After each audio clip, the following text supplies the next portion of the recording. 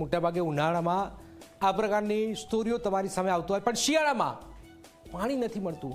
પાણી એ પ્રાથમિક જરૂરિયાત છે। ગુજરાતમાં છેક કચ્છના રણ સુધીમાં નર્મદાનું પાણી પહોંચી રહ્યું છે, પરંતુ ગુજરાતમાં હજુ પણ પાણીની અનેક જગ્યાએ સમસ્યાઓ છે। ગુજરાતમાં એક એવું નગર છે કે જ્યાં 6 દિવસે એકવાર પાણી આવે છે। એવું નથી કે શહેર પાસે પાણી નથી, પાણી તો છે, પરંતુ તંત્ર પાસે તેને સ્ટોર કરવાની વ્યવસ્થા ન હોવાથી નગરજનો તરસે મરી રહ્યા છે। ત્યારે કયું છે આ શહેર, કેવી છે તેની સમસ્યા, આવો જોઈએ, જાણીએ, સમજીએ।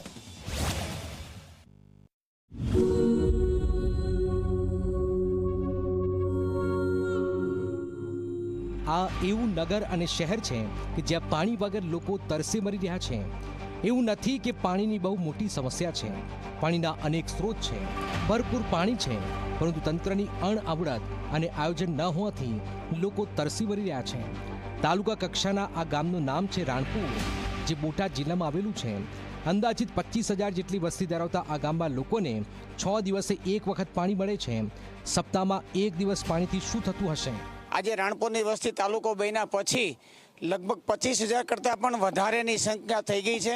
સોસાયટીઓ આજુબાજુમાં ઘણી બની ગઈ છે, પણ પહેલાં તો પાણીની તંગી હતી, વરસાદનો પ્રોબ્લેમ હતો। હવે જ્યારે સરકારશ્રીએ જલ સે નલની યોજના કરી અને નર્મદાનું પાણી આખા ગુજરાતમાં પહોંચાડ્યું છે, એવી રીતે અમારા રાણપુરમાં પણ નર્મદાનું પાણી અમારી નદી સુધી આવે છે, પણ નદીના પાણીમાંથી વિતરણ કરીને ગામમાં પહોંચાડવા માટેની સુવિધા ગ્રામ પંચાયત પાસે નથી। 6-7 દિવસ પાણી આવે છે બાપુ, હવે પીએ શું અમે? અમારા પાસે એટલું બધું સાધન હોય નહીં, સાધન વગર અમે કેમાં ભરી? પાણીની બહુ તકલીફ છે અમને। અમારા કાંગસિયામાં રાણપુર શહેરમાંથી જ ભાદર નદી વહે છે। આ નદીમાં 24 કલાક ખળખળ પાણી વહી રહ્યું છે, પરંતુ શહેરના લોકો તરસી મરી રહ્યા છે। અહીંના લોકો માગણી કરી રહ્યા છે કે 6 દિવસની જગ્યાએ 2-3 દિવસે પાણી આપવામાં આવે। તાલુકા કક્ષાના આ ગામમાં સરકારનો વિકાસ અહીં નજરે નથી પડી રહ્યો।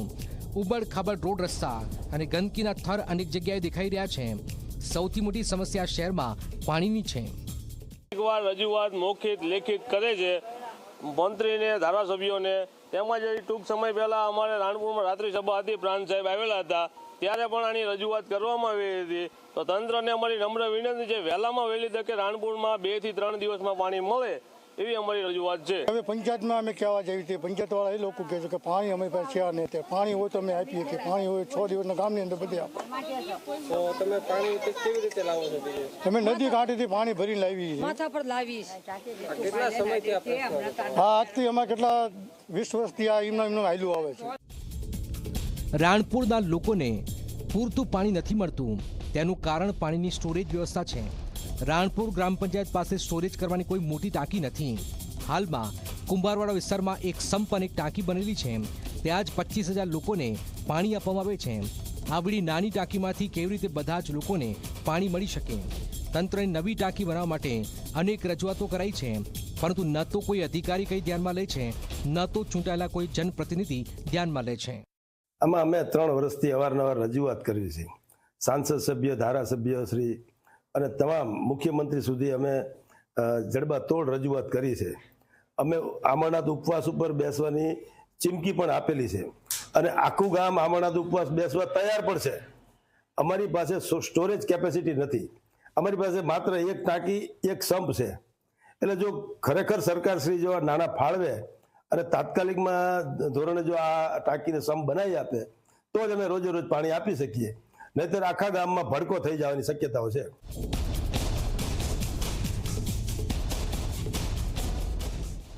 24 કલાક વહેતી નદી કાંઠે વસેલું આ શહેર પાણી માટે તરસી રહ્યું છે।